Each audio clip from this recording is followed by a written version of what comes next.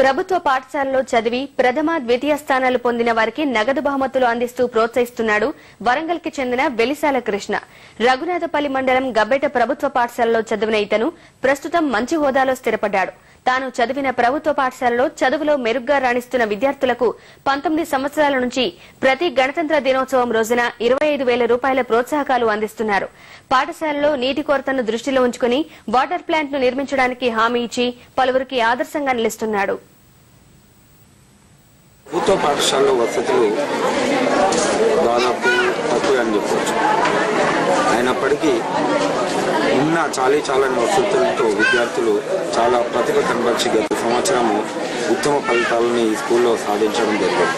ప్రతి సంవత్సరం మాదిరిగా ఉత్తమ ప్రతిభ కలిగిన విద్యార్థులను ప్రోత్సహించడంతో పాటు విద్యార్థులకు ఒక వాటర్ ప్లాంట్ని ఏర్పాటు చేయడం